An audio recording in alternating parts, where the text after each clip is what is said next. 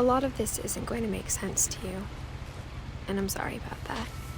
I'm just going to start at the beginning, with the house.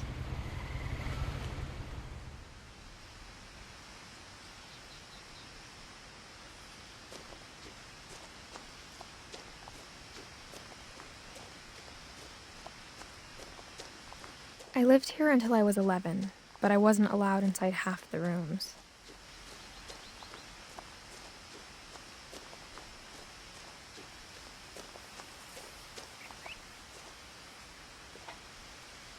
Inside the mailbox were bills from 7 years ago, marked urgent, open immediately.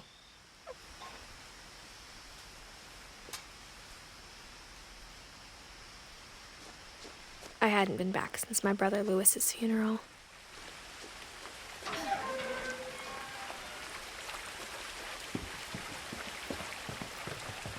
In her will, my mother left me a key, but didn't tell me what it unlocked. Maybe she thought I'd know. Or she thought that the mystery would be enough to bring me back.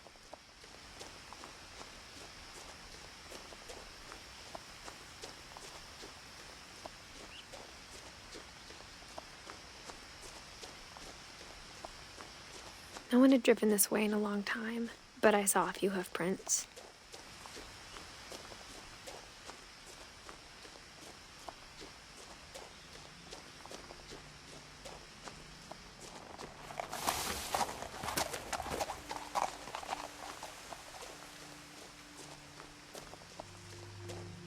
The truth is, even after I inherited the house, I never thought I'd come back to it.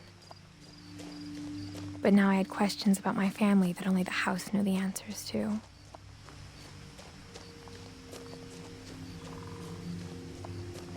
The house was exactly like I remembered it, the way I'd been dreaming about it.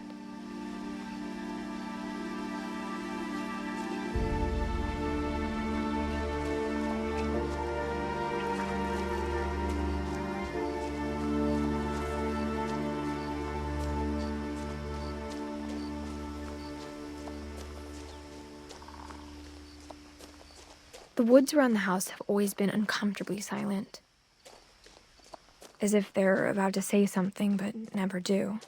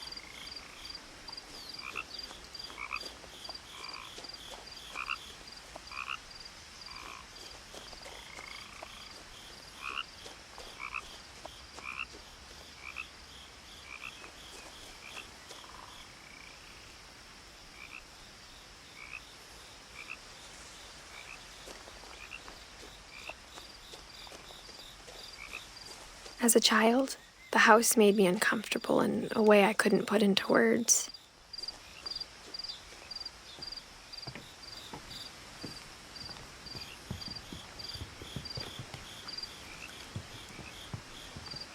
Now, as a 17-year-old, I knew exactly what those words were. I was afraid of the house.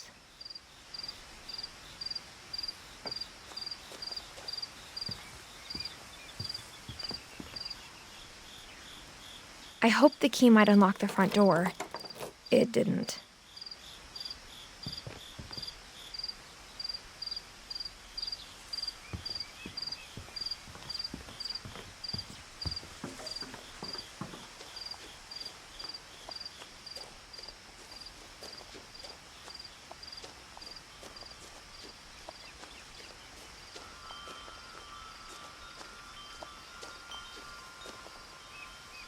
The house felt like it had always been here.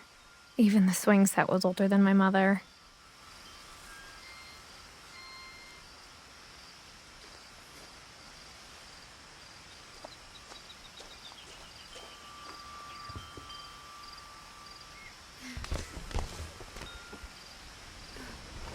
Crawling through the doggy door used to be a lot easier when I was 11.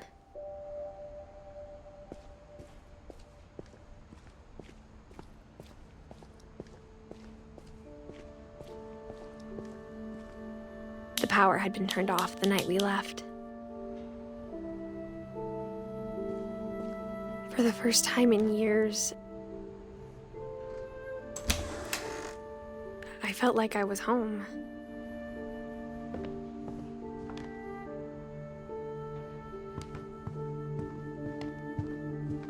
The table was still a wreck from the night we left.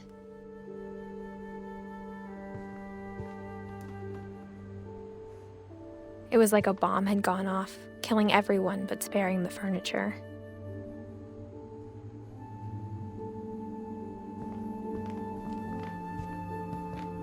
Nothing in the house looked abnormal. There was just too much of it, like a smile with too many teeth.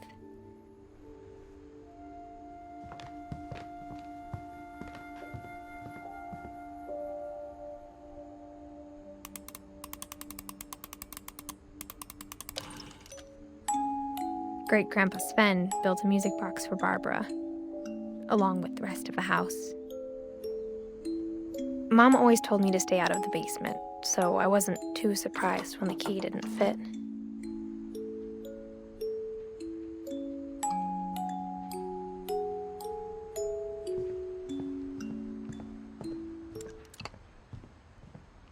A lot of things got left behind in the whirlwind of that last night.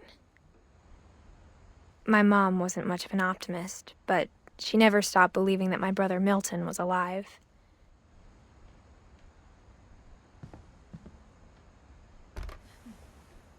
Edie told me once that every Finch who ever lived is buried somewhere in the library.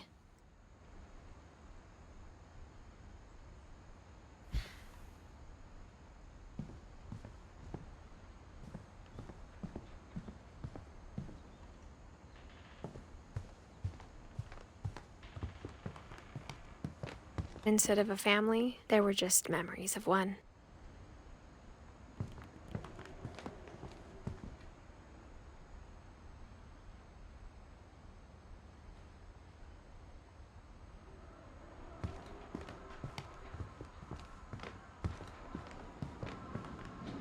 After Lewis started working at the cannery, we all got pretty sick of salmon.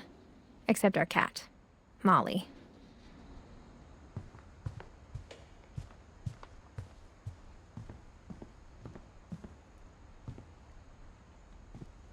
After Milton disappeared, Mom sealed up all the bedrooms. Then Edie retaliated and drilled peepholes.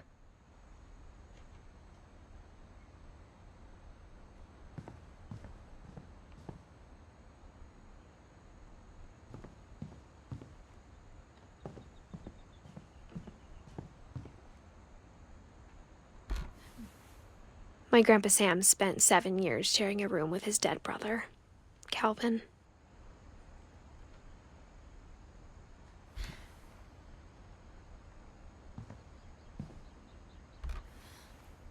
As a kid, I just assumed every house had peepholes and sealed rooms you weren't allowed inside of.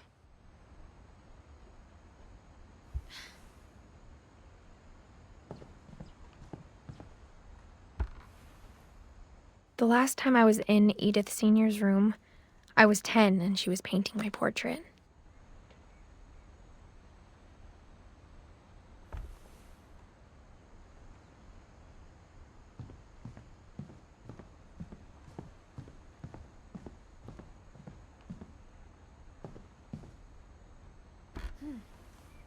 Barbara was a child star for 2 years, until America grew out of it.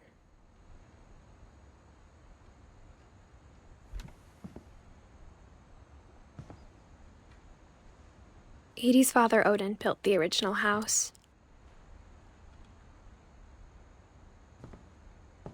Whenever people ask me about my family, the first thing they always want to know about is Barbara.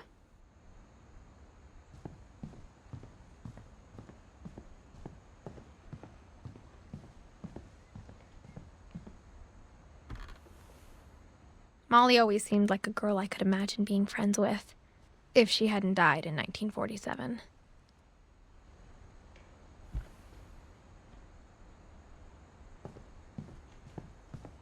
I spent a lot of time playing in Great Uncle Walter's room.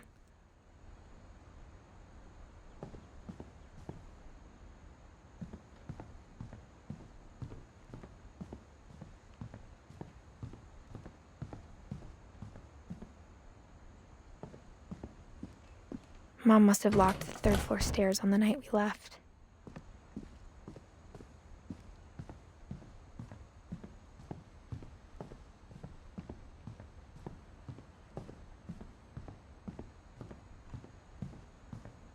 Lewis told me there were secret passages, but I never believed him.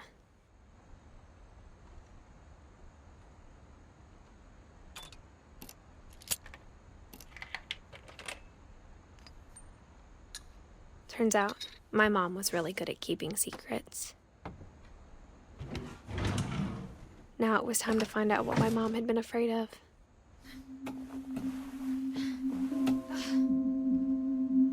From the paintings on the wall, it was clear my brother Milton had been here before me. Reading this, maybe it sounds like I had a plan.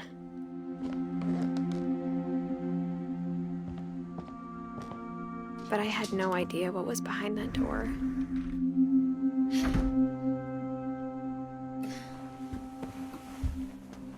Just like I had no idea where all this was gonna lead. I grew up looking at Molly's room. Molly's gerbil had a tiny bedroom with its own even tinier gerbil cage.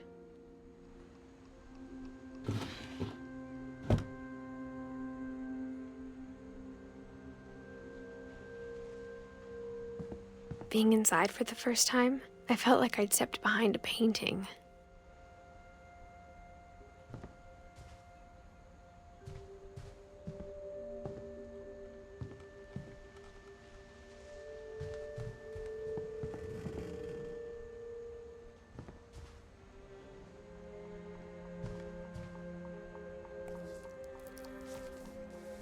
December 13th, 1947. Dear Diary, I'll be gone soon, but I wanted to tell somebody about what's gonna happen. It started when Mom sent me to bed without dinner. I woke up and I was starving, so I looked around for something to eat.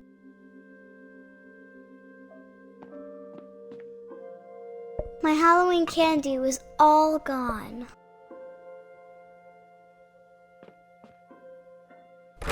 Mom, can I come out now? Sweetheart, it's late. Go to sleep. The gerbil food was dry, but I didn't mind it.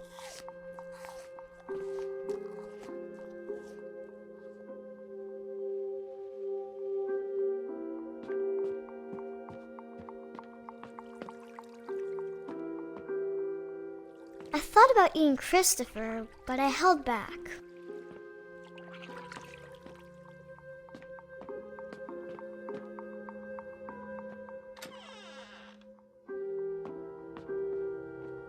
I kept eating and eating.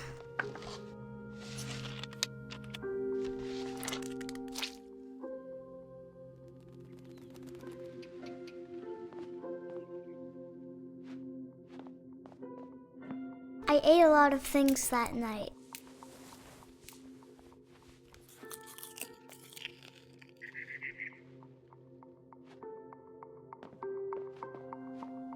Then I heard chirping outside my window. It was a barn swallow going back to her nest. I reached out for her.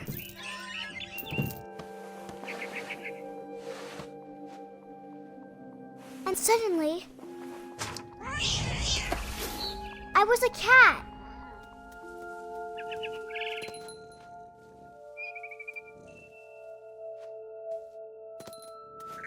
I tried to be quiet, but the bird was really scared.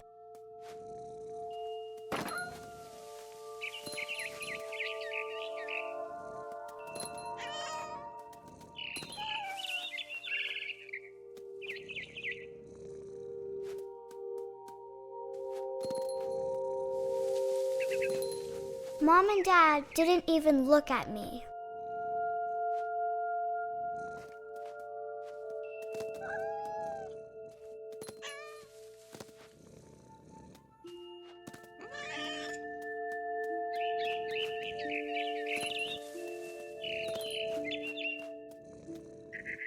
I jumped and I almost got her.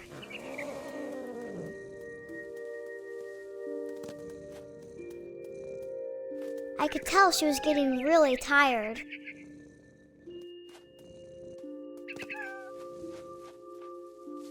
Now I was up in the big tree. I promised Dad I wouldn't climb it anymore. All I cared about was eating that mama bird.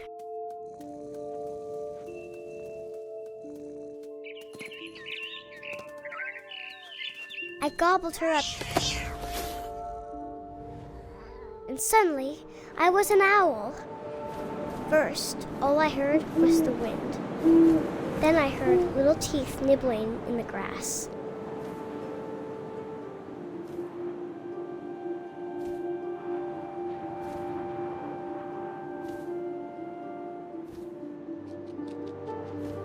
Rabbits.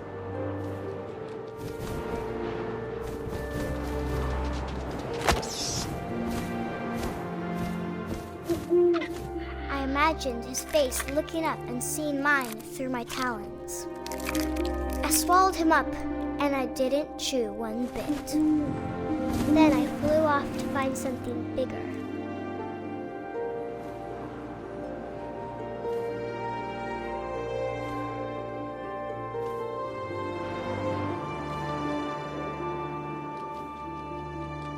A mama rabbit.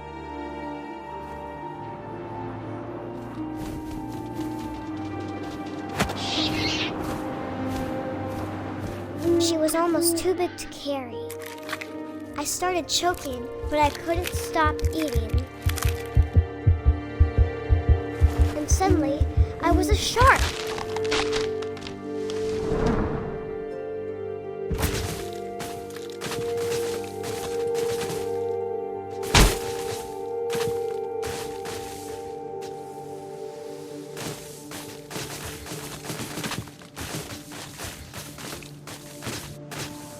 I rolled off a cliff and into the ocean. Now, I was hungrier than ever.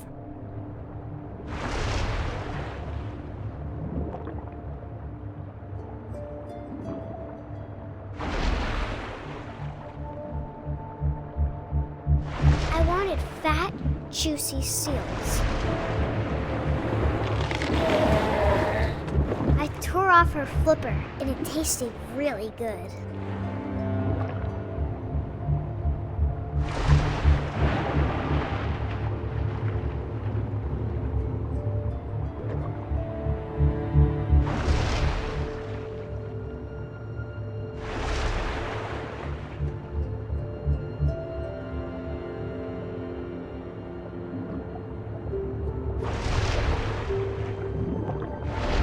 Grabbed on tight. But I was so hungry, I jumped out of the water. When I opened my eyes, everything had changed.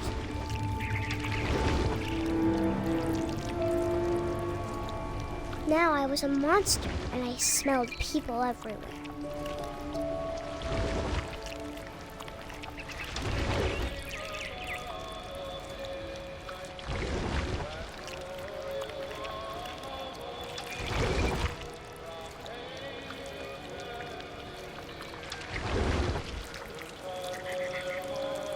I was big, but I moved real quiet.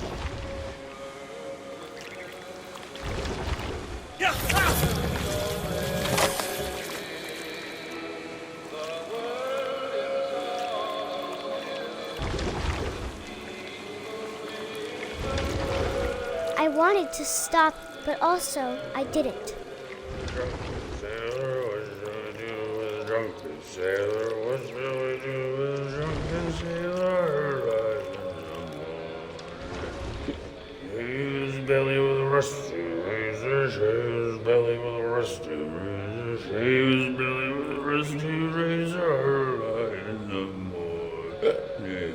What shall we do with a drunken sailor? What shall we do with a drunken sailor? What shall we do with a drunken sailor? Light in the morning. Put him in bed with the captain's daughter, put him in bed with the captain's daughter, put him in bed with the captain's daughter. What shall we do with a drunken sailor? What shall we do with a drunken sailor? What shall we do with a drunken sailor? Light in the morning. Shut with the longboat till he's sober, shut with the longboat till he's sober, shut with the longboat till he's sober. Light in the morning. What shall we do with a drunken sailor? What shall we do with a drunken sailor? What shall we do with a drunken sailor? Light in the morning. Put him in the scuppers with a hose pipe on him. Put him in the scuppers with a hose pipe on him. Put him in the scuppers with a hose pipe on him. Light in the morning. What shall we do with a drunken sailor? What shall we do with a drunken sailor? What shall we do with a drunken sailor? Light in the morning. Heave-ho, and up she rises, heave-ho, and up she rises, heave-ho, and up she rises, light in the morning.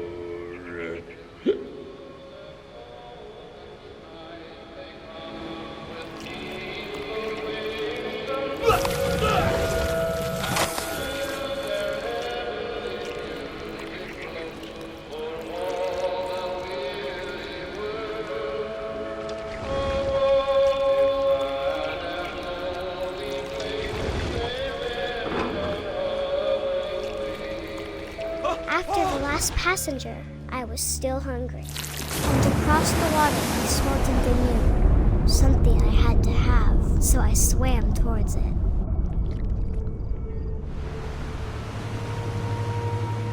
I slithered onto the sand, and the good smell went into an old pipe.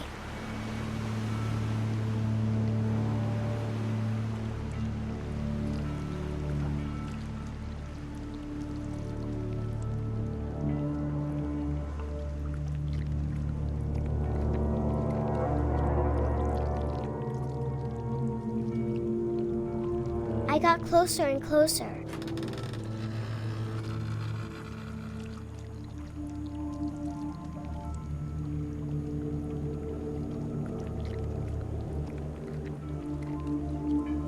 All my stomach started growling. And suddenly, I was me again. I held my breath for a long time, but I couldn't hear anything. I think it's waiting for me to fall asleep. But it's not going to wait much longer. It needs to feed, and we both know I will be delicious.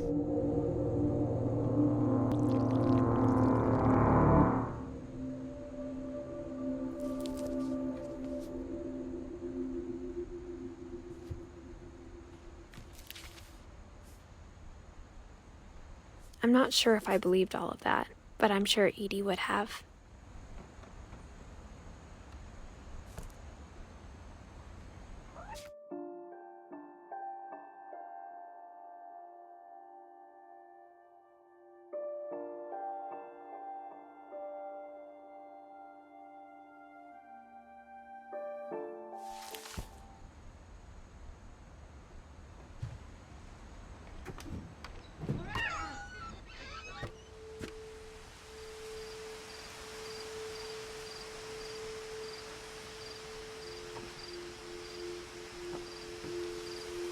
This will be obvious later, but my mom never told me any of these stories. Edie would have, but Mom didn't like bringing up the past. Though, when we adopted a stray kitten, she was the one who named it Molly.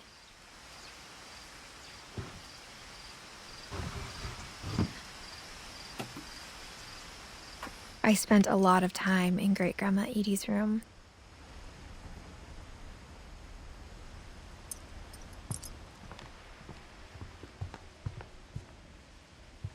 Edie gave a big interview about a mole man living under the Finch House. My mom was furious. I hadn't thought of myself as Edith Jr. for a long, long time.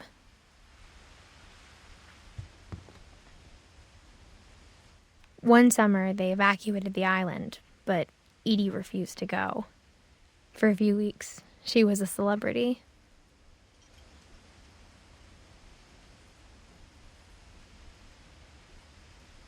When Edie told people Sven was killed by a dragon, she could also have said he was building a dragon-shaped slide that collapsed. She could have, but she didn't.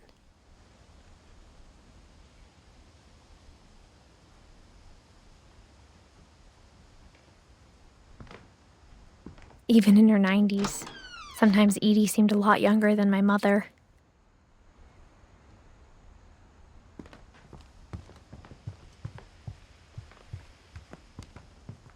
Her room was like a museum. For 500 years, the Finches have been famous throughout Norway for their fortune and misfortune. Odin Finch buries the latest victims of the family curse, his wife Ingeborg and their newborn son, Johann. On January 7th, 1937, he set sail with his family and his house, hoping to leave the curse behind. But 40-foot waves off the coast of Washington send the house and Odin to the bottom of the sea. Odin's daughter Edie, with husband Sven and baby Molly, step ashore on their new home, Orcas Island. Odin Finch is the first to be buried in the new family cemetery. His daughter Edie is already dreaming of a new Finch house.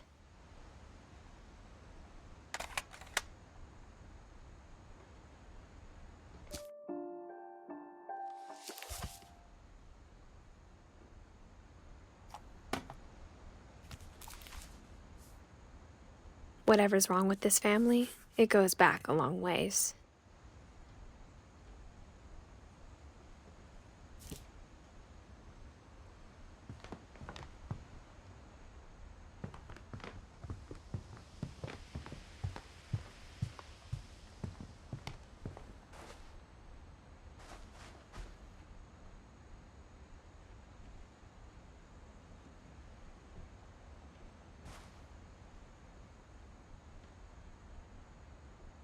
The only trace Grandpa Sam's first wife, Kay, left on the house was the pink bathroom.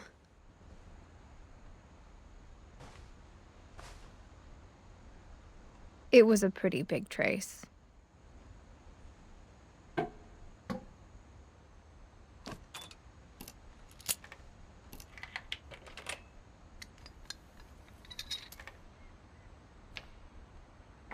There's a secret in this bathroom. It's in the last place you would look. It isn't in the cupboard. It's hidden in this book.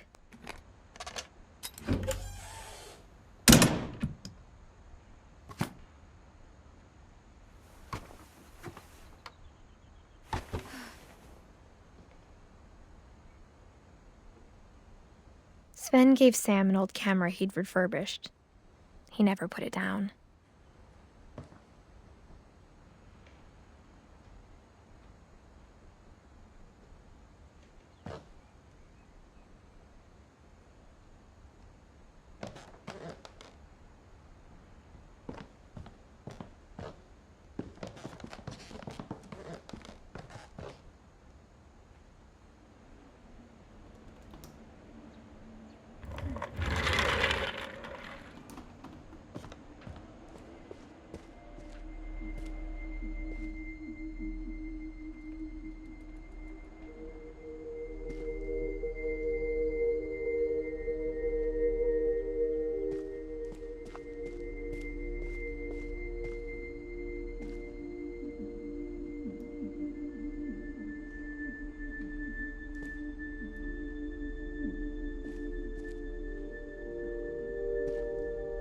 I knew Grandpa Sam had a twin, and that he never talked about him.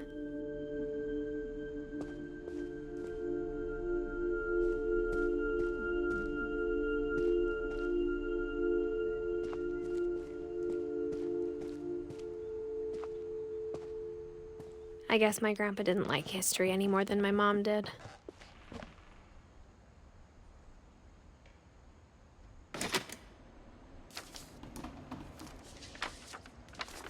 How I Want to Remember My Brother by Sam Finch. The thing I remember is that when he made up his mind, that was it. My brother said he'd die before he ate another mushroom, and he did. At Barbara's funeral, we swore we'd never be afraid again, and he wasn't. I think Calvin always wanted to fly. Sam! Calvin! Dinner's ready! Coming! But that day, he finally made up his mind to do it. I told him going around was impossible. Maybe if I hadn't said that.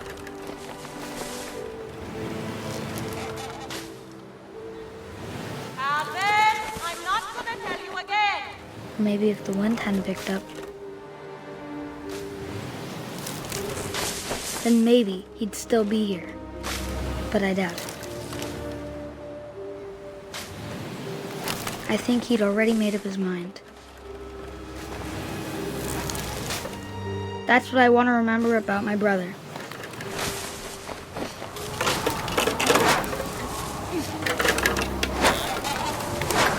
The day he made up his mind to fly. And he did.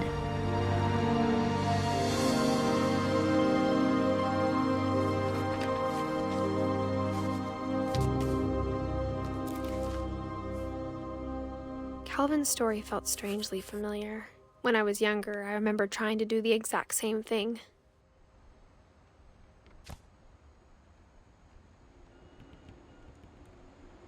After the funeral, Edie roped off Calvin's half of the room.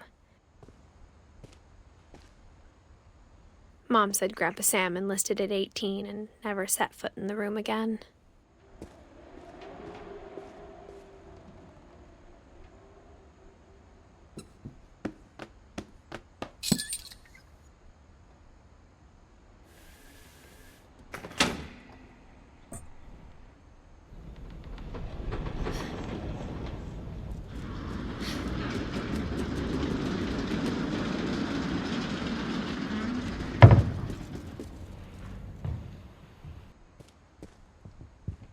The passages were a pretty tight fit.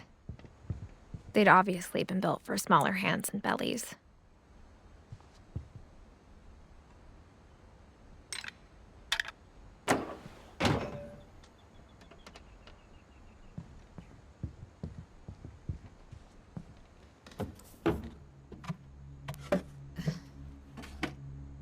Growing up, I always thought of Barbara as a child star.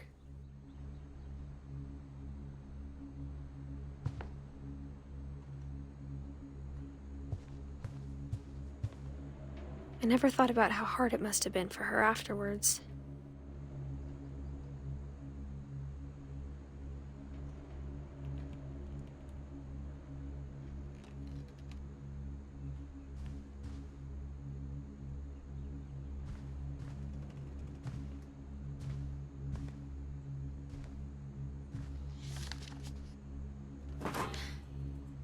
Of all the stories people wrote about Barbara's death, I'm surprised Edie saved this one.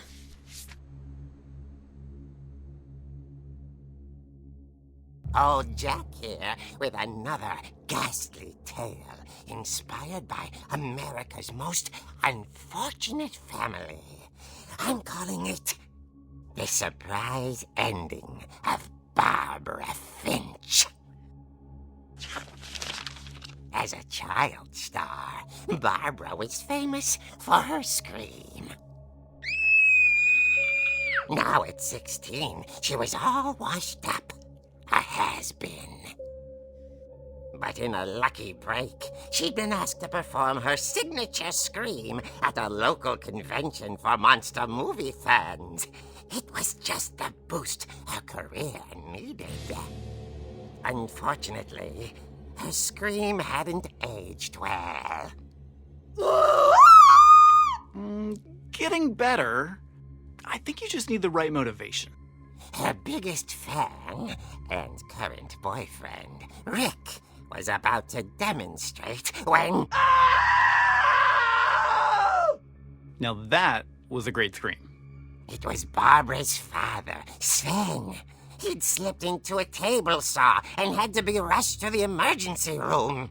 So Barbara got stuck babysitting her youngest brother, Walter. Her convention comeback was cancelled.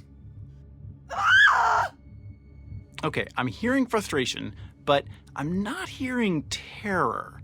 What if I tried... A gang of hoodlums in Halloween masks have been terrorizing Orcas Island tonight. Police are urging residents to... That came from the basement. You're right! Also, I loved your delivery on that. Why is your basement door locked? Because my dad likes making puzzles and secret passages. There's a key hidden in the music box. The secret is to keep winding and winding until finally the key pops out. Thanks, babe. I'll be back in a sec. 20 minutes later, Rick hadn't returned. So Barbara went to look for him, right on cue. She reached for the music box.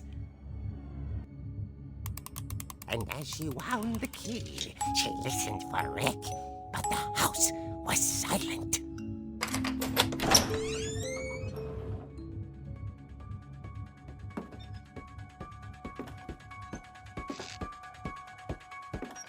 She found Rick's crutch and imagined the worst.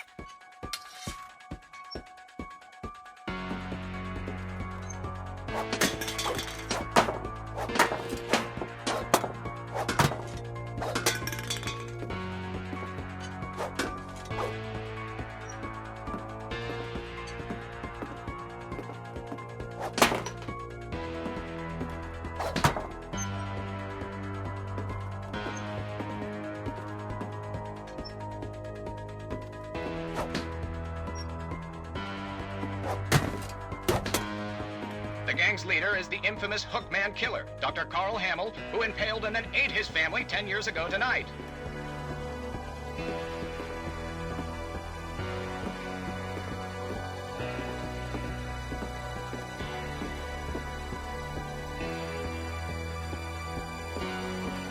The old fridge rattled and grew still.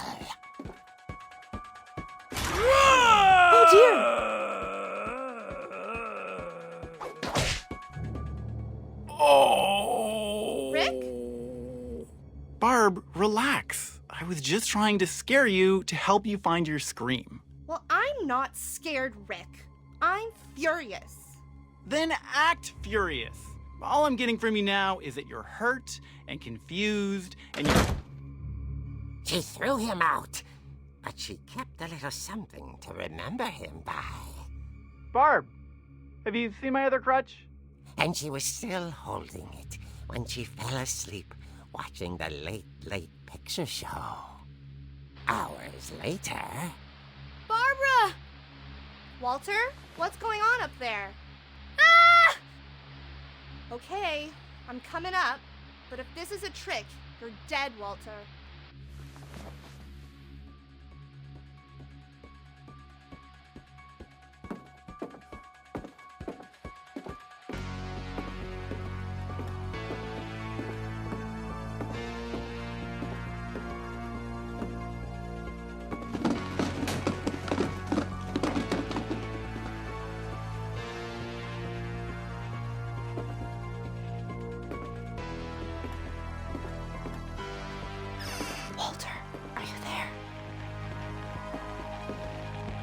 Walter had vanished, but his bedside radio was still on. Orcas Island police describe the man as 6 feet tall, with a steel hook for a hand. Residents are urged to lock all doors and windows and notify the police of any suspicious activity. Barbara turned, saw the hookman, and was speechless. He was quite smashing.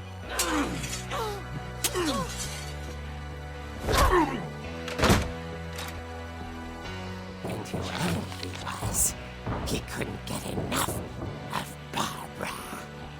Okay, Barbara, there's gotta be another way out of here. That night, she played her part beautifully.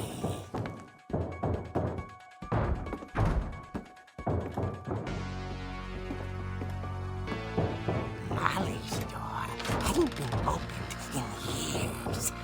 The hinges groaned.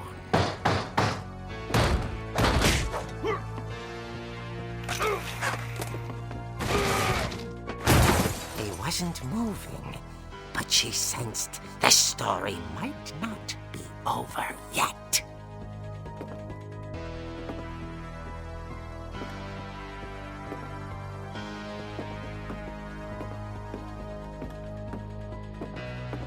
The hookman had vanished.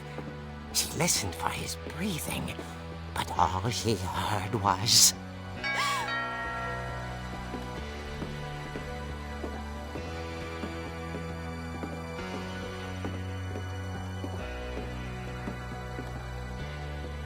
Someone at the door was dying to speak to young Barbara. At the door, she heard whispering. It was coming from inside the house.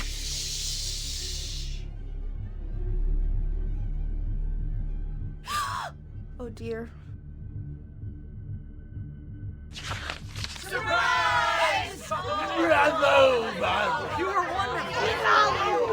monsters had come to surprise her.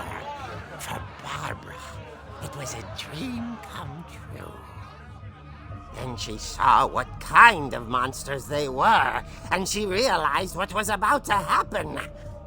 She was going to be famous. And with her final breath, Barbara Finch gave the performance of her life.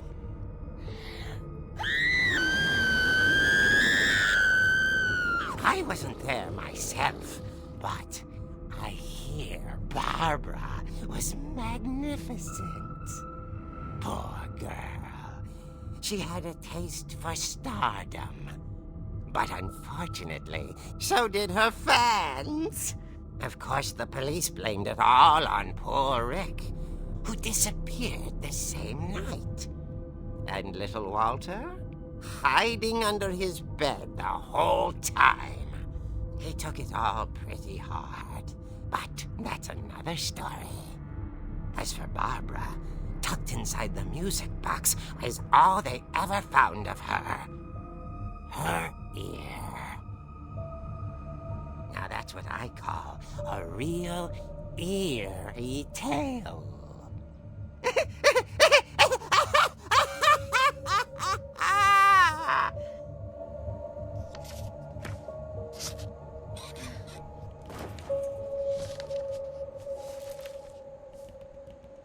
Edie told me all Barbara wanted was to be remembered, as absurd as that comic was.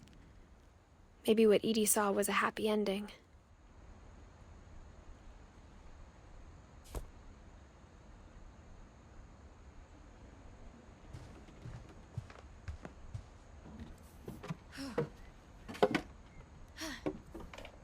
I guess now I know why Mom didn't like me playing with the music box.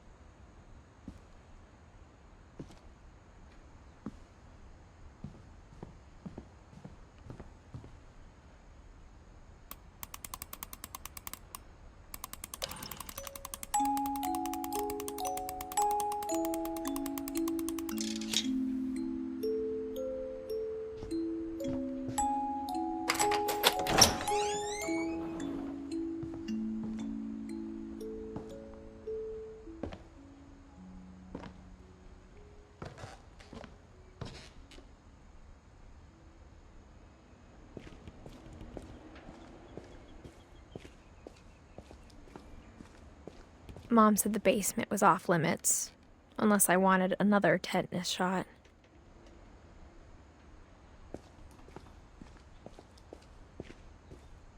I saw Edie sneak down to the basement once, carrying packages.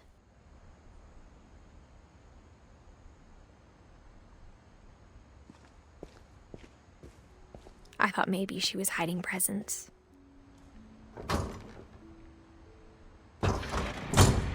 It turned out she was hiding a lot more than that.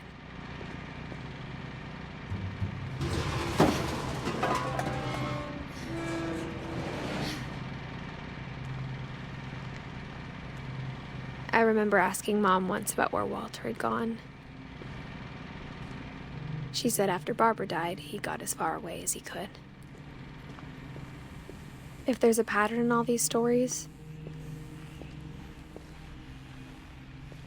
I think it's that none of us has gotten very far.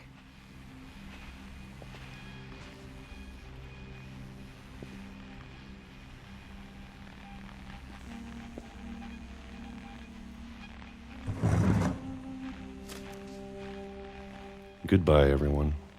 I can't believe I've been down here for 30 years.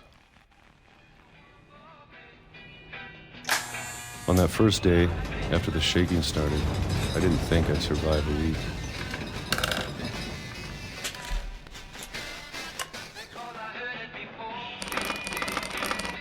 But after a few days, I settled into a routine. That's what kept me sane. Having a schedule, living for today. I always expected to be dead tomorrow. But if you wait long enough, you get used to anything.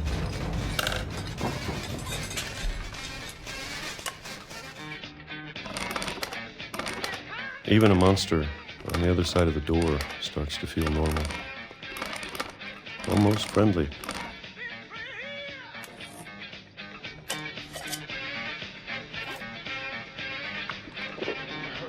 And then one day, everything just stopped. Whatever that thing was, it was gone. Maybe it got tired of waiting. Or maybe I just got tired of being afraid.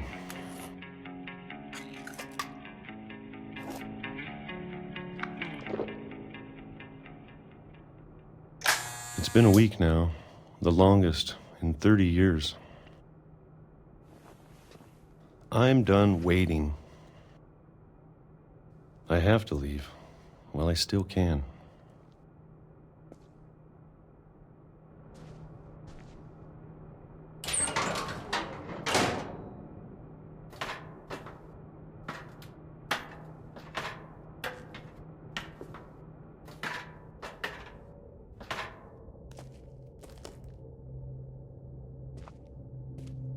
I know it's out there somewhere. Whatever killed Barbara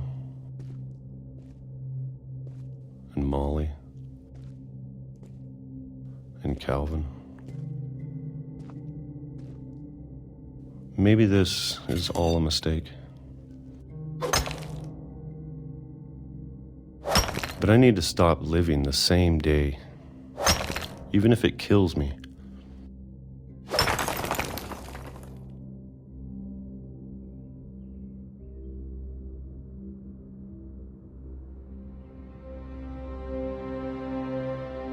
Whatever's out there, I want you to know I'm ready for it. I'm going to appreciate all of it, especially the food. I don't mind if I only have a year left, or a month, or a single week. I'd be happy with one new day. I can already imagine the sun on my face.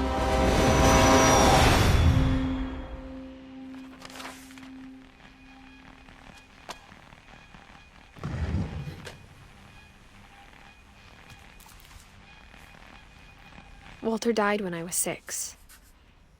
I can't believe my mom never told me he was down here.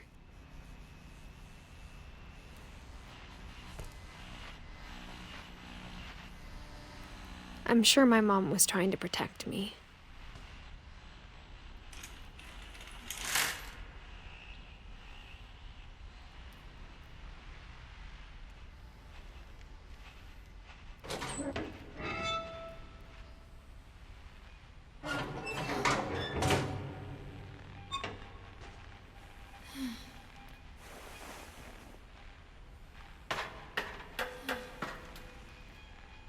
Maybe she was afraid I'd end up like Walter.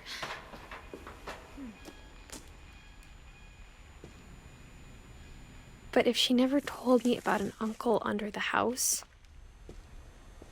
I can only imagine what else she was hiding. I don't want to make the same mistakes she made.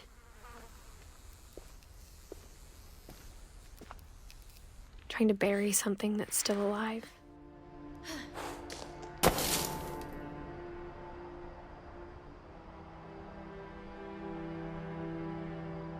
Now that there's only one of us left, or maybe two, I thought it was time I heard the stories for myself and found out what happened to everyone else. But now I'm worried the stories themselves might be the problem. Maybe we believed so much in a family curse, we made it real.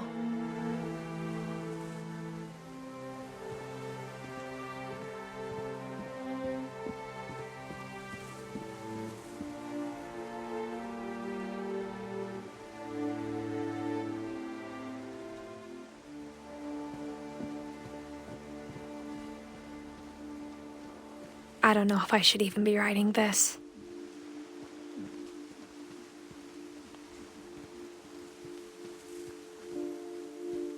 Maybe it'd be better if all this just died with me.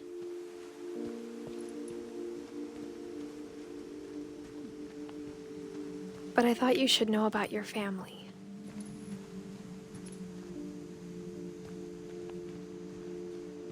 And the history you're a part of.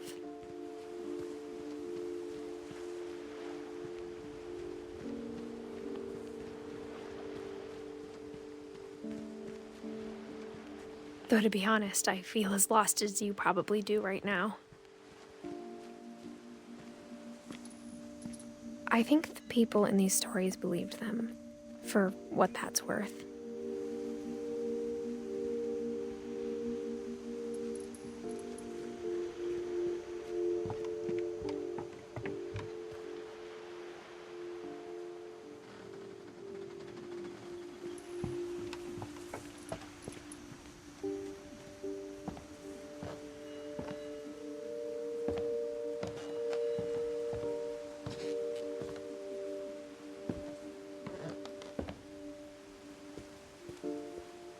And when you look at the house, that history of imagination and stubbornness and madness, any of it seems possible.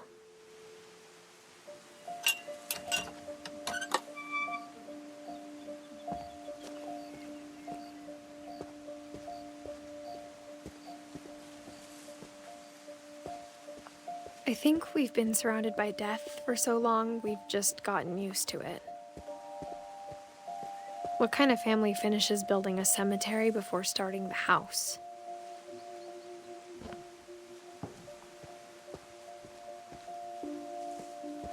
It's embarrassing for me to admit this, but the pet cemetery made me more uncomfortable than the human one. 3 of the gerbils were mine, and 2 had been my fault.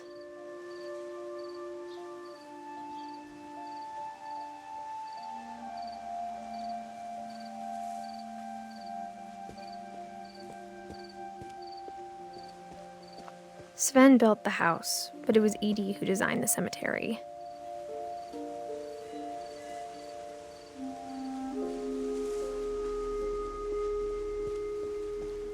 I'm sure Odin's monument had been Edie's idea. My mom was always trying to move on, but for Edie, the past never went away.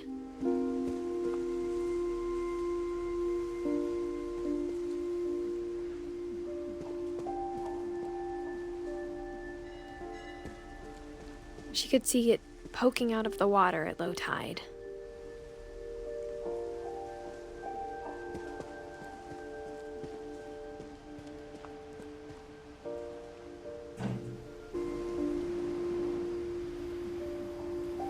Edie said she dreamed about the old house every night.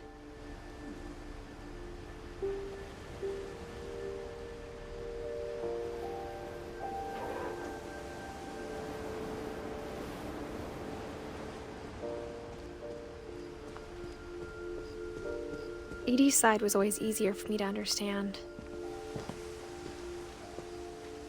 But the older I get, the more I can see where my mom was coming from.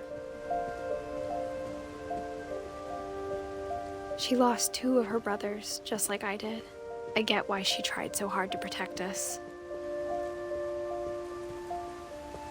There's so many things I wish I could ask my mom now. Part of me thinks this is what she wanted all along. For me to come back someday and find everything out for myself.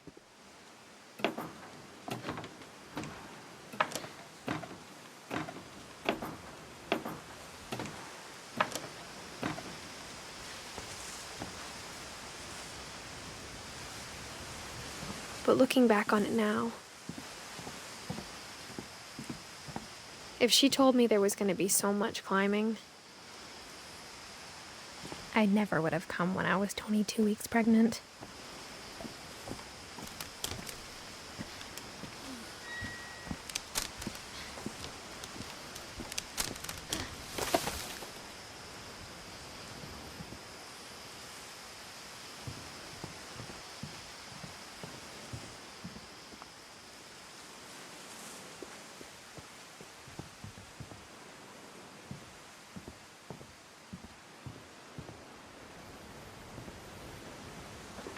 I never met Grandpa Sam, but I think he and my mom had a lot in common.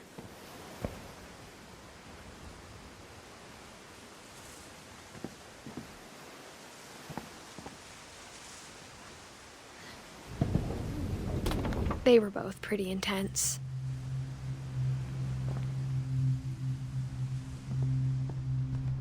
Sam spent his life shooting photos, but Mom said he got nervous being in front of the camera. I guess we're all afraid of something.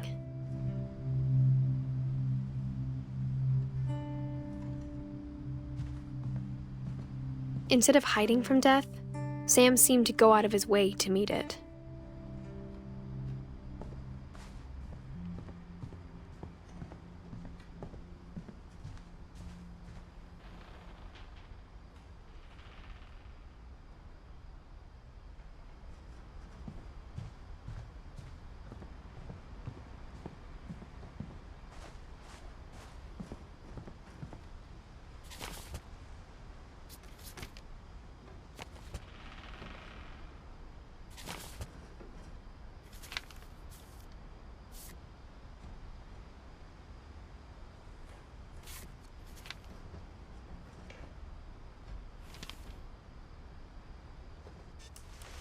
Dawn, I promise, you'll never forget this weekend.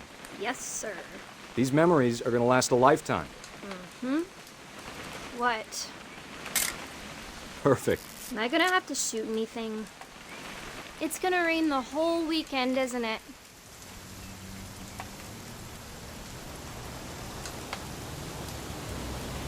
Please just take the damn picture. Hey, language. I will never forget this weekend, Dad. That's the spirit. Okay, got it. I'm gonna take some pictures, okay? Just be careful. That camera's older than you are.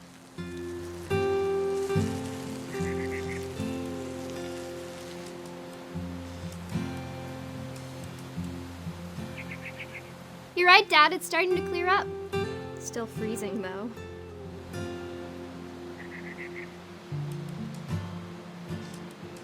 Definitely should not have drunk all that coffee. Hey! That's a keeper. Hold still while I take a picture of you. I'm just saying, I'm not always gonna be here, Dawn. You'll need to remember this stuff, if you want to survive. I'll be fine, Dad. You know who else thought he was gonna be fine? Some guy who died. Dawn, I'm being serious. I I know, Dad. You're always serious. Doesn't being out here make you want to chill out? Well, to tell you the truth, I haven't been out here in 20 years.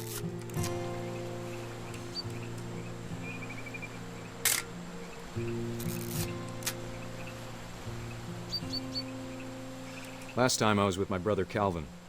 Man, that was a great trip.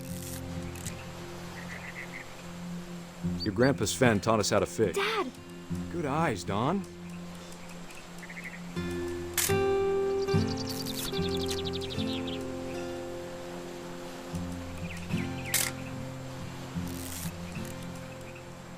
Before you take the shot, let me get a picture of you.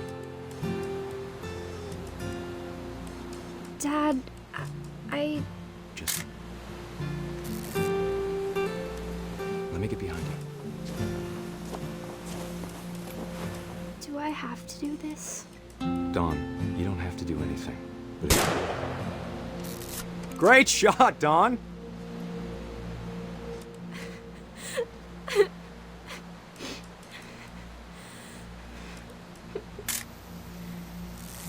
I'm proud of you, Dawn. Always remember that, okay?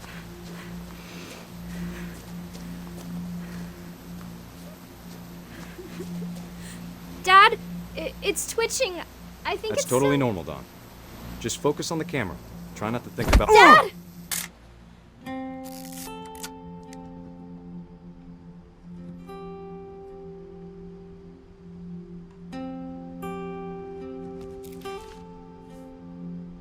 Of all these stories, that's the one I wish most that my mom had told me.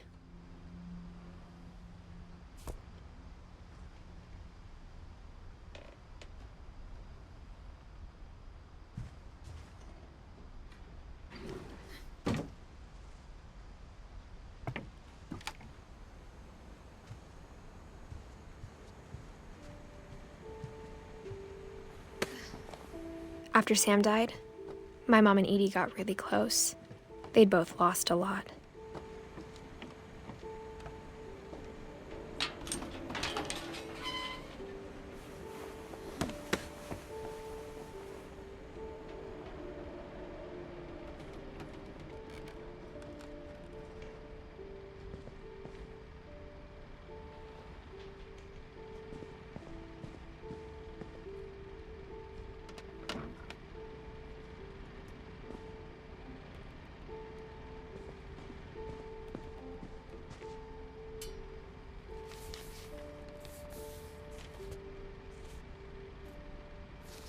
Dear Kay, do you remember the way Gregory used to laugh when he thought he was alone?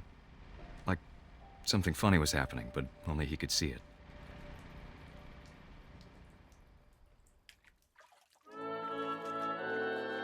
I think he saw things the rest of us don't.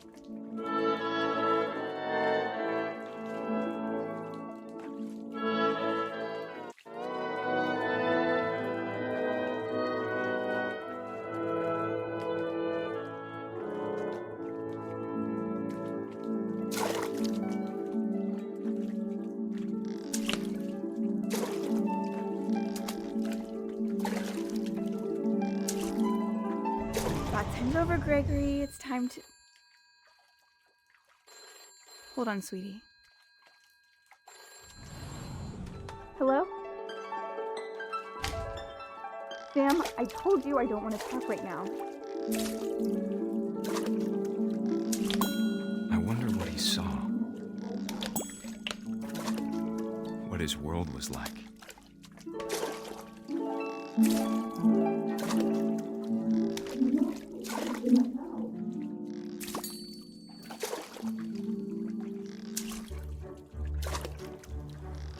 Reminded me so much of Calvin. Lost in his imagination. Whatever it was he saw.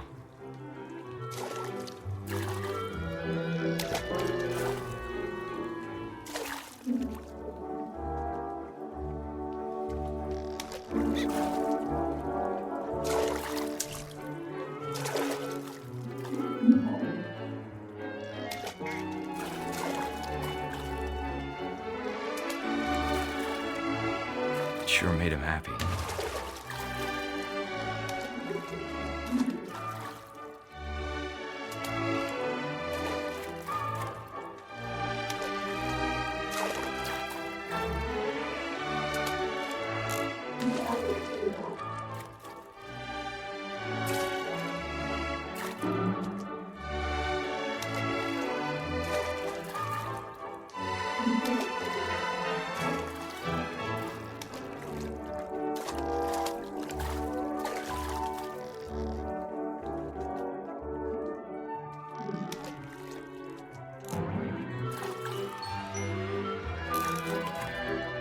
silly it sounds.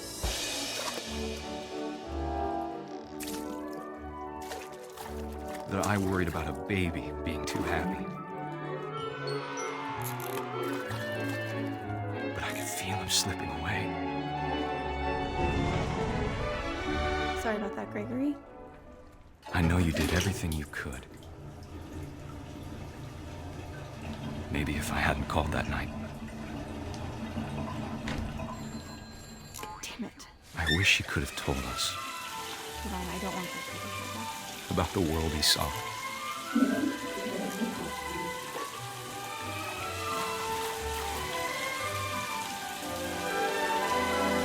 Hey, there's so much I don't understand. About Gregory. About everything.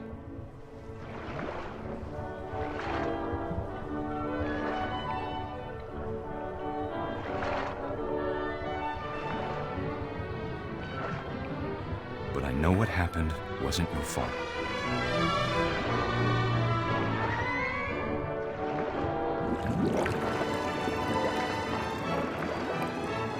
I'm sure he's happy. And he'd want you to be happy too. Good luck, Kay. Love, Sam.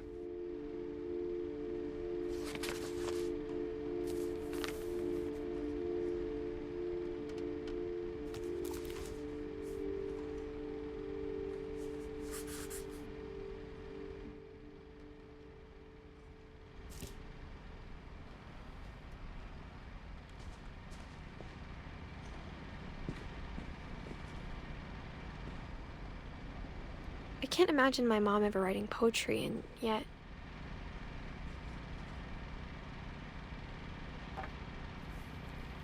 A poem for Gus, who always said the wedding was a bad idea. Our father never hit us kids, at least not very hard, before the day my brother said with teenage disregard that he'd be dead before he'd see a wedding in our yard.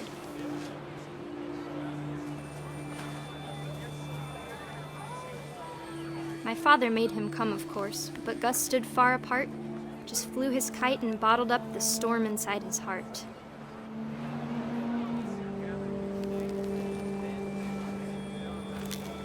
I tried to talk him out of it, but though he'd never met her, "We don't need a stepmom," were the words that I remember.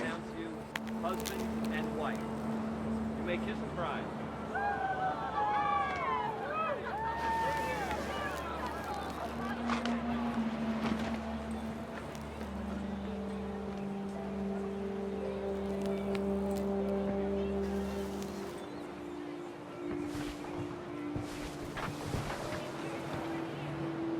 When the time for photos came, Dad ordered him to come here.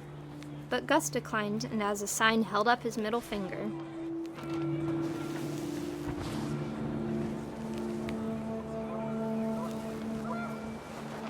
The wind picked up, and panicked geese appeared and quickly went. But all the humans did that day was go inside the tent.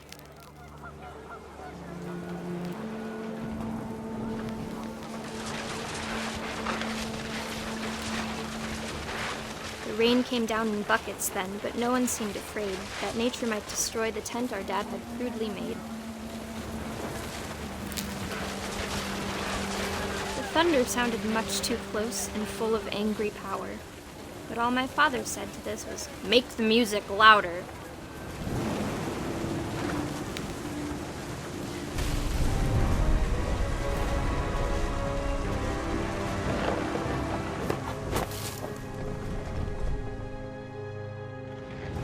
I wish that I could truly say I thought about you on that day. Out there on the beach alone, just you, the wind, the sea, and foam. But I didn't, until we found you.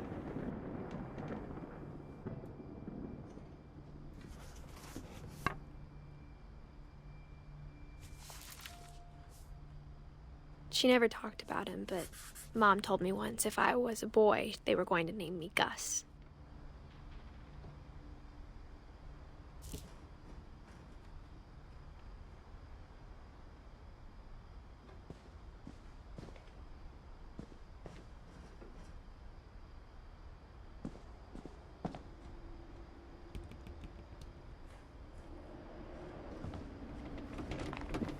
My mom moved up to the loft after her brothers died. At the time, it was as far away as she could get.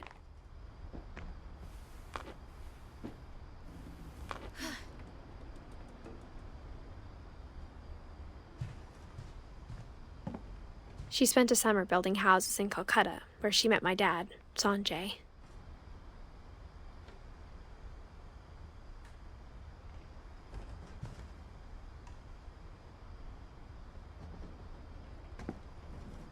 My mom moved to India a week after graduation and got a job teaching English.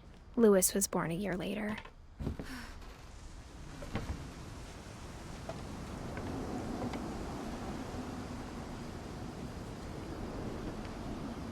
When my dad died, I don't think Mom knew where else to go.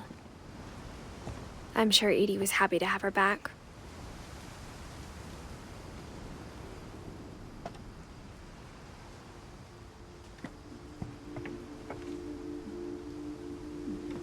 And to see kids in the house again.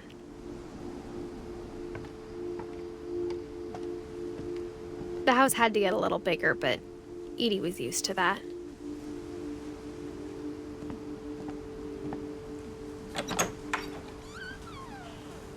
And for a while, things were good. Almost normal.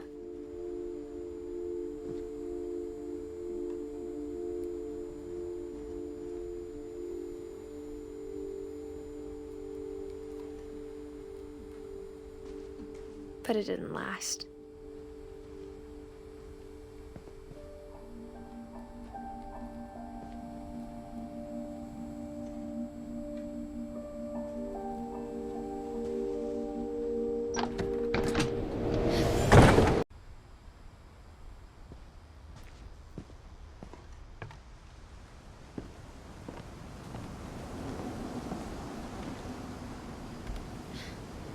After Milton disappeared, the only thing he left behind was a room full of paintings.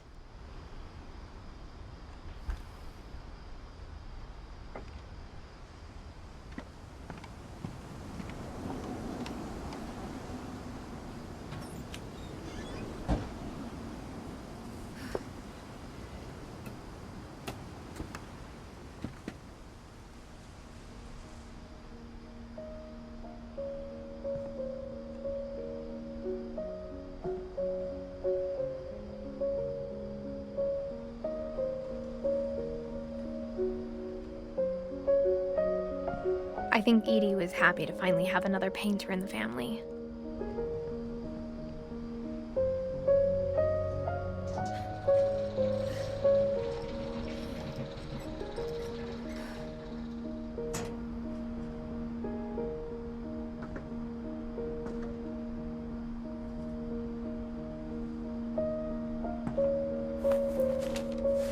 Milton Finch in The Magic Paintbrush.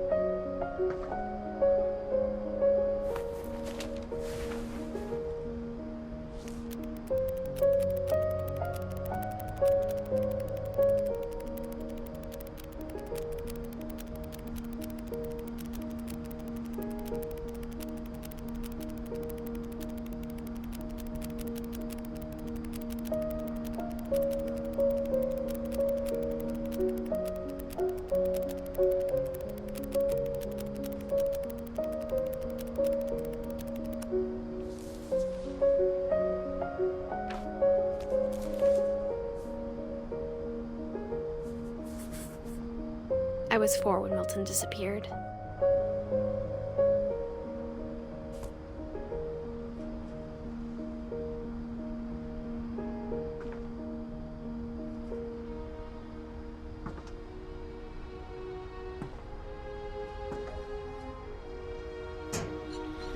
Mom spent months searching for my brother. Then she sealed the doors.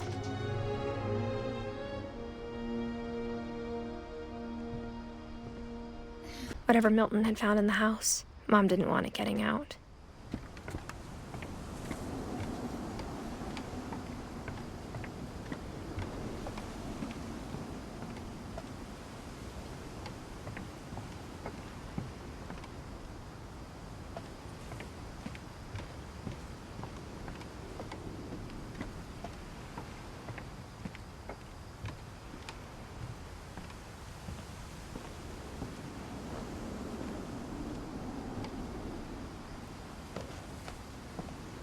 Mom definitely blamed Edie, but I think Louis blamed himself. After he graduated, he just spent more and more time in his room, until Mom got him a job at the cannery. Everyone always told me to stay out of Louis's room, except Louis.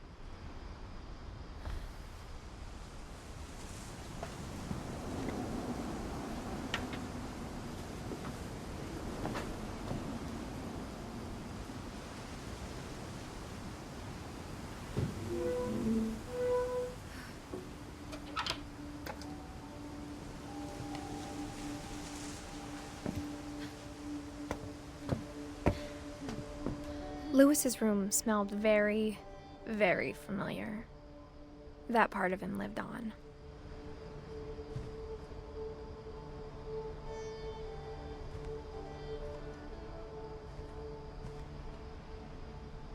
Louis and I spent a lot of time playing games together, but he was surprisingly bad at them. He died a lot.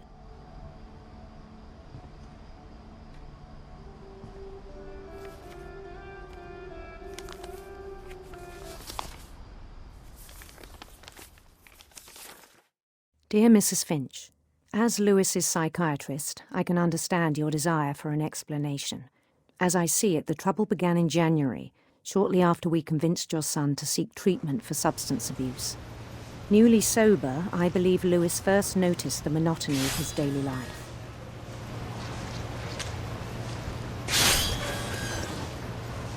He kept working at the cannery, but he withdrew part of himself. In our sessions, I saw the same behavior.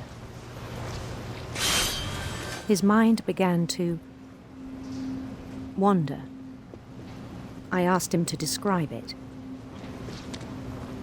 He said he started small, imagining a labyrinth. He'd feel his way about.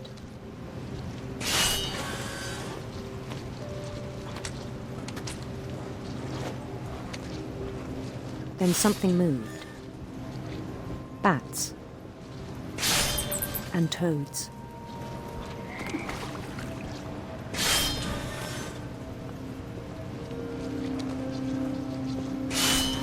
And things that have not names. He knew it was all in his head. But he took it very seriously. I had hoped he'd find himself.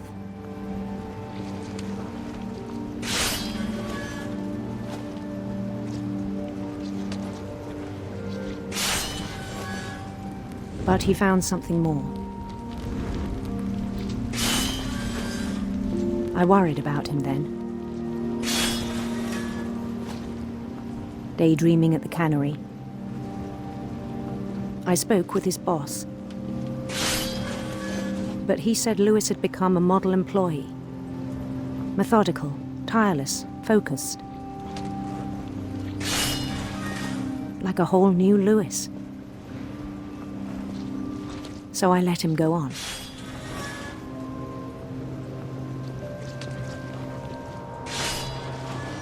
I even encouraged him.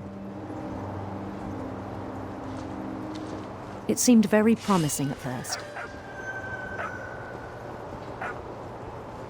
He told me he'd made a new friend.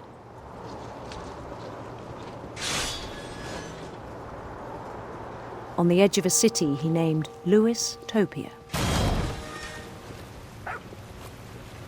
He built the city up slowly, brick by brick. Then he made musicians.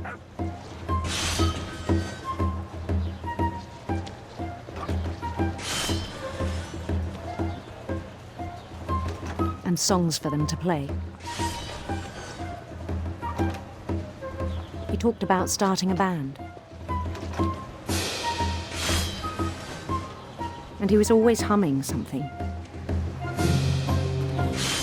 Every day his imagination grew stronger.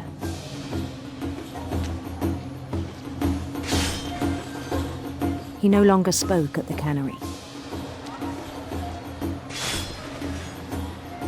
But his chopping was as reliable as ever.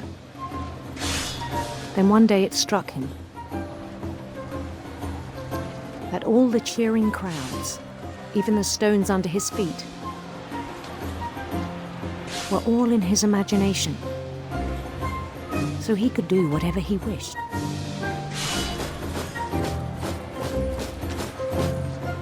He held an election for mayor, and he won. They begged him to stay, but his mind was already wandering. It became a game for him.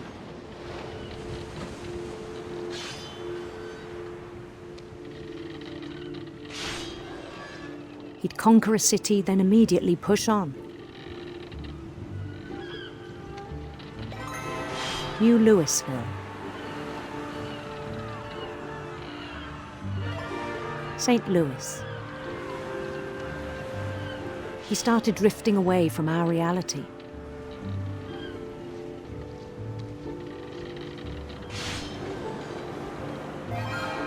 Minneapolis, until one day he forgot to go home from the cannery.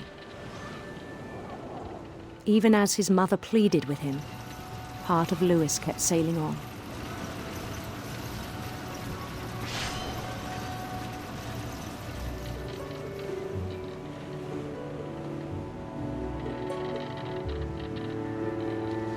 In Louisburg, he heard rumors of a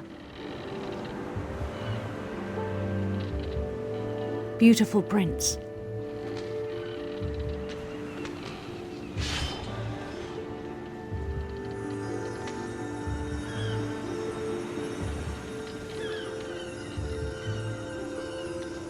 The prince was on his own quest for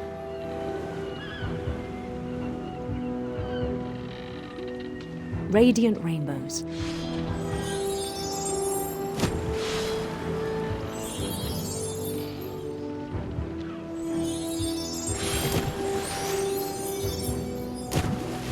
He followed the sound of his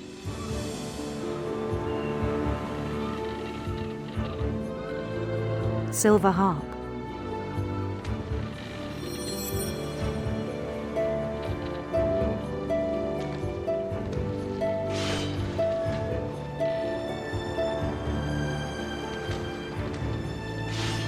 His chase led him to a golden palace east of the sun and west of the moon.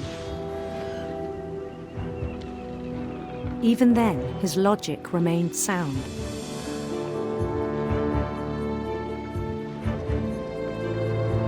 He knew the world was all in his imagination.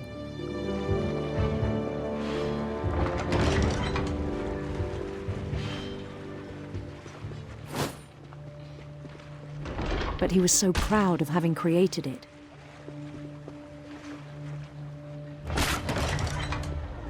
In his own eyes, he'd become something greater than a king.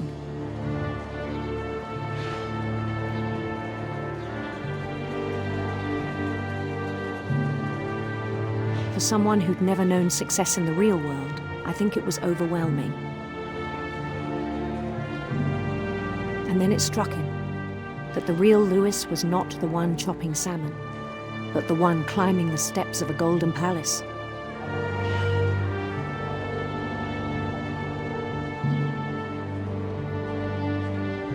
My imagination is as real as my body, he told me. It was hard to argue with him.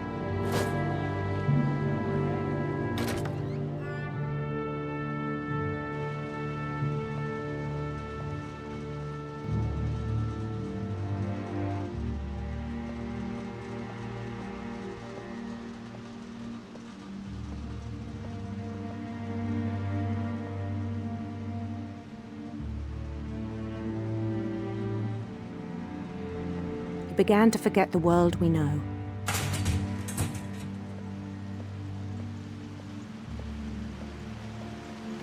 I think it pained him to remember Louis, the cannery worker.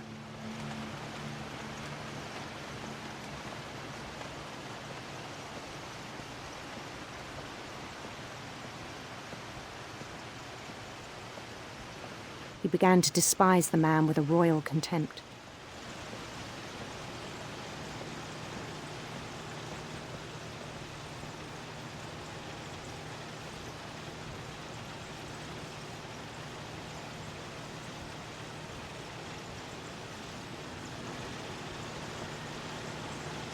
I still thought I could save him. Even after he said he was being crowned king over all the lands of wonder. The palace would be packed with his companions.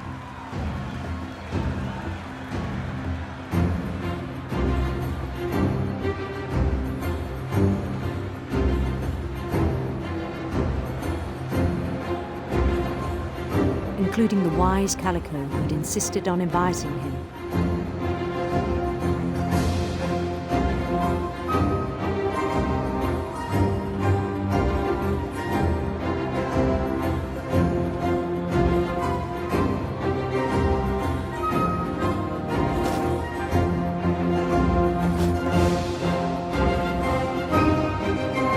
His prince waited, holding his crown.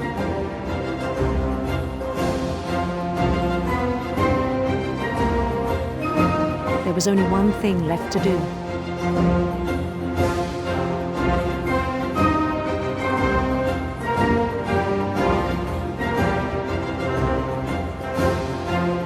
Bend down his head.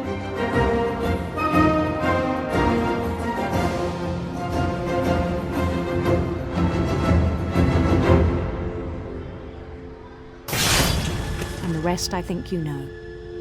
Mrs. Finch, your son was a kind man who will be missed by all of us who knew him.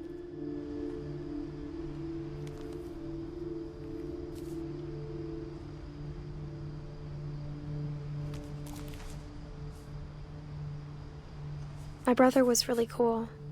I wish you could have met him.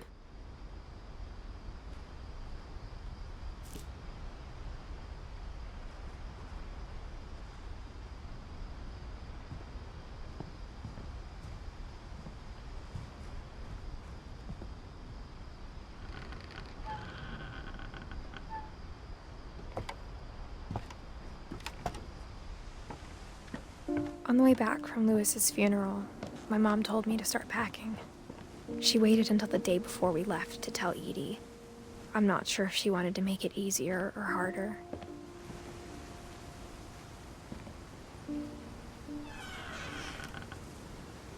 I wish we'd stayed.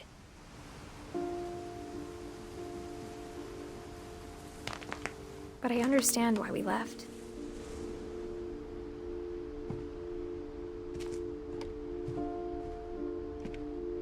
My mom ended up leaving everything behind.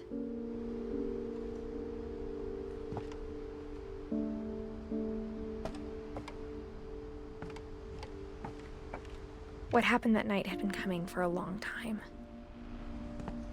Maybe it should have come sooner.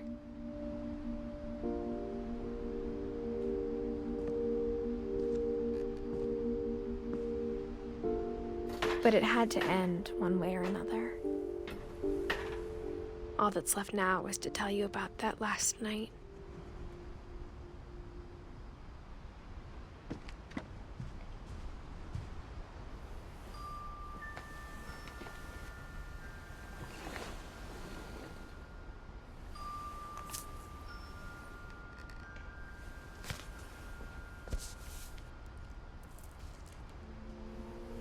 That whole last day, Edie just watched us pack and didn't say a word.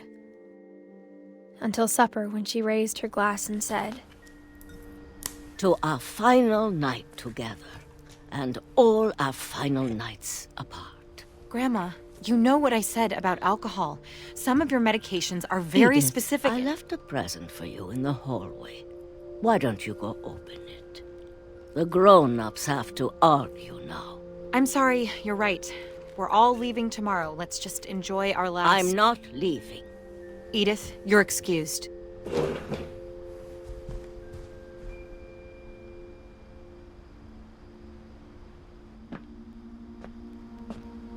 The power had been shut off that morning, but Edie always had plenty of candles. When my mom sealed the library, I don't think she knew about the other entrance, or that Edie had a key to it.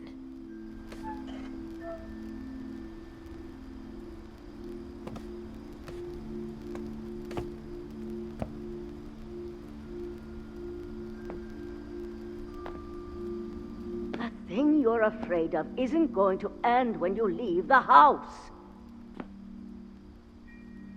Edith has a right to know these stories. My children are dead because of your stories. I think it's best if Edith and I leave tonight.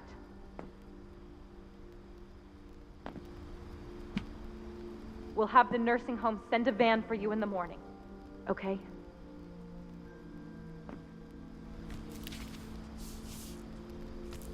Dear Edith, there's so many stories I wish I could tell you, but there's only time for one. This is about what happened on the night you were born. That night, the tide went way, way out. It was the first and last time I ever saw the old house aground. There'd been an earthquake out in the middle of the ocean.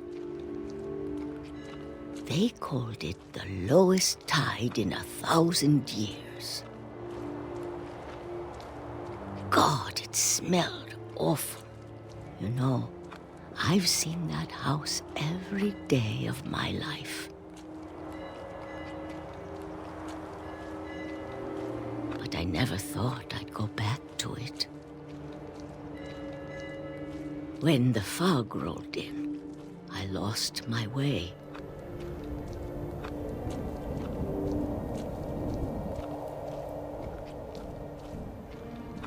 I got turned around.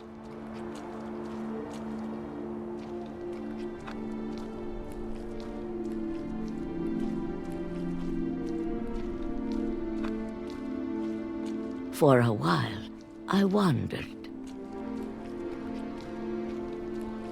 I started seeing things.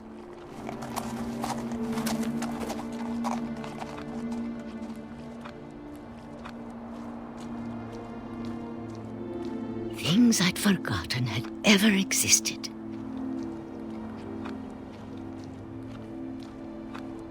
But when I saw them, they felt like old friends. That night, a lot of things came back to me. Or maybe I came back to them.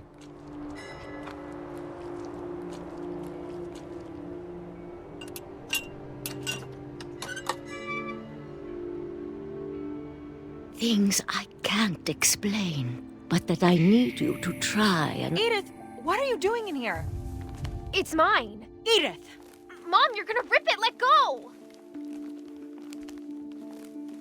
I kicked and screamed, but Mom dragged me to the car. I never saw Great-Grandma Edie again. The next morning, the van came to pick her up, but she was already gone. After that, we moved around a lot.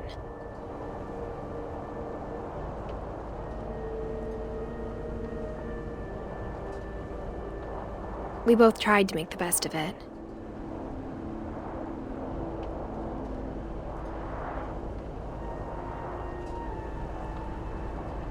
A few years went by.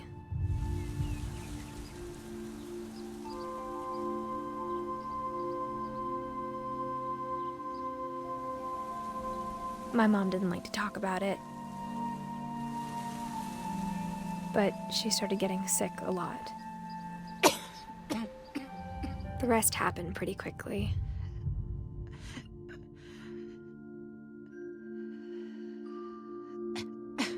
She got better for a while, and then she didn't. And then I was alone.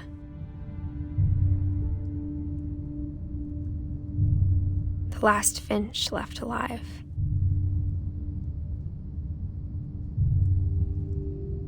Until I found out about you.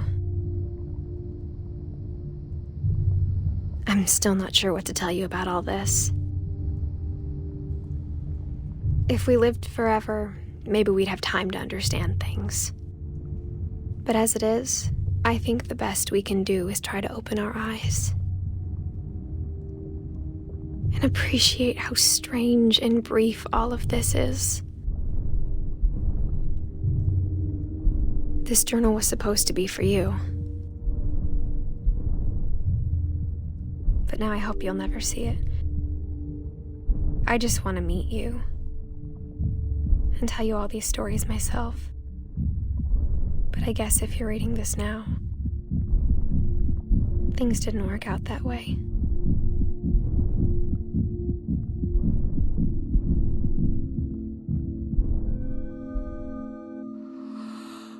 This is where your story begins. I'm sorry I won't be there to see it. It's a lot to ask, but I don't want you to be sad that I'm gone. I want you to be amazed that any of us ever had a chance to be here at all. Good luck.